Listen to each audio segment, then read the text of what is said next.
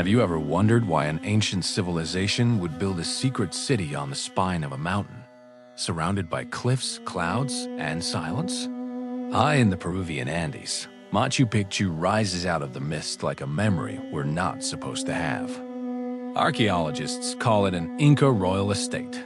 Travelers call it one of the most beautiful places on Earth. But behind the picture-perfect views are questions that still have no clear answers. Why here? Why this exact ridge between two sacred peaks? How did they move such massive stones along impossible slopes? And what made the people of Machu Picchu vanish long before the outside world ever knew it existed? Today, we travel through history and imagination to the lost city in the clouds, Machu Picchu. Machu Picchu sits about 2,430 meters, nearly 8,000 feet above sea level. It's perched on a narrow ridge between two peaks, Huayna Picchu to the north and Machu Picchu Mountain to the south. Far below, the Urubamba River curls around the mountain like a coiled serpent, carving the valley the Incas called the Sacred Valley. This geography is no accident. To the Incan mind, the landscape was a living map of the divine. To reach the site today, most visitors follow the famous Inca Trail, a grueling 4-day trek, or take a train from Cusco to the town of Aguas Calientes. But for centuries after it was abandoned, Machu Picchu lay hidden beneath dense jungle and cloud forest, its stones slowly being reclaimed by moss, roots, and the humid breath of the mountains. The outside world rediscovered it in 1911, when Hiram Bingham, an American academic, when Bingham stepped onto the terraces and saw the stone walls peeking through the foliage, he believed he had found a lost city of the Incas.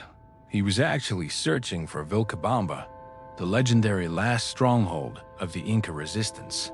And though he was wrong about the name, he had stumbled upon something perhaps more profound, a window into the absolute peak of Inca civilization, frozen in time and untouched by the Spanish conquest. Most archaeologists now agree on a basic outline.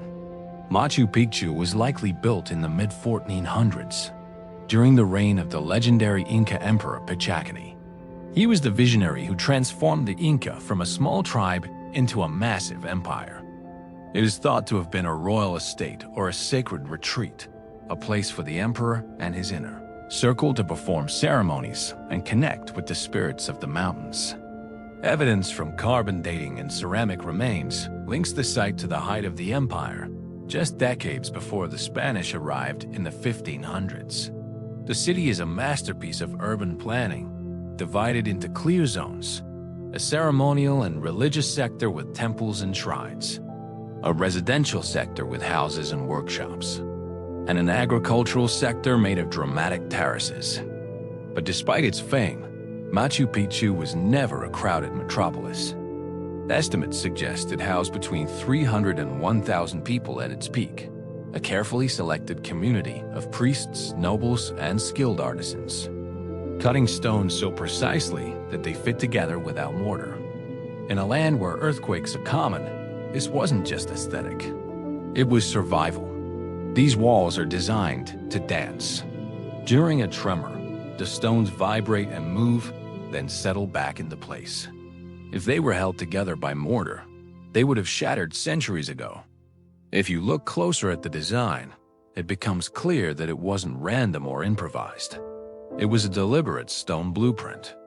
The terraces, for example, are a marvel of ancient civil engineering. They aren't just for growing corn or potatoes. They are a complex hydrological system. Layers of stone, gravel, and sand allow them to drain water efficiently, stabilizing the mountainside against the erosion that would otherwise have claimed the city long ago. In fact, research shows that more than 60% of the construction at Machu Picchu is actually underground foundations, drainage, and hidden structures that provide the invisible skeleton for the beauty we see today. Then there is the water.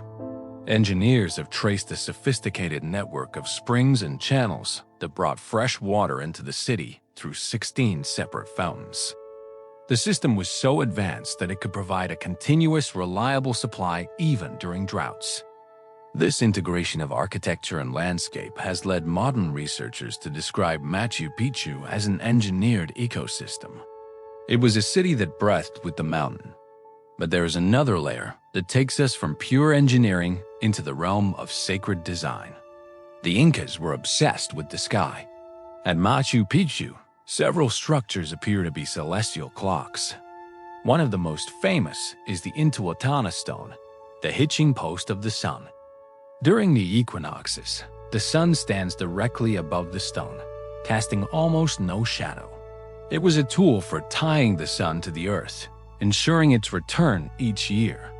Nearby, the Temple of the Sun has windows that align with the rising sun during the June solstice, flooding the altar with light in a way that must have felt like a divine miracle to those watching.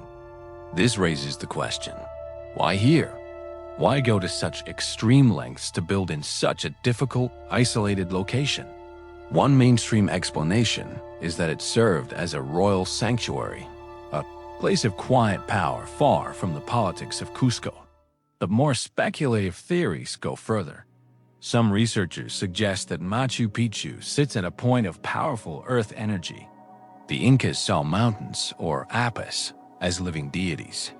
Machu Picchu is surrounded by a circle of these peaks, Huayna Picchu, Putacusi, and others, creating a natural cathedral.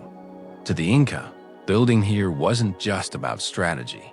It was about sitting in council with the earth itself.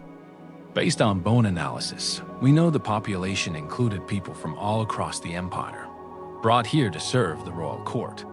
But in the 1500s, the city was quietly abandoned. There are no signs of a Spanish siege, no records of a massacre.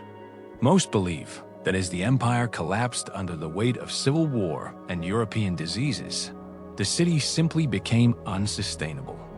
Without an emperor to protect it, the residents walked away, perhaps returning to their ancestral homes, leaving the city in the clouds to be reclaimed by the mist. Some modern mystics believe the site was intentionally put to sleep, ritually closed by its priests when they realized the world was ending. We may never know for certain because the Incas didn't use written books. As we step deeper into speculation, some propose that Machu Picchu might be even older than the Inca, built upon foundations of a much earlier, lost civilization. While mainstream archaeology doesn't yet support this, the precision of the lowest stone layers often differs from the ones above, sparking theories of ancient high technology or forgotten ancestors. Others believe the layout of the city mirrors the constellations, like the Southern Cross, creating a literal heaven on earth. Standing on those terraces today, whether in person or through a screen, it's hard not to feel a shift in perception.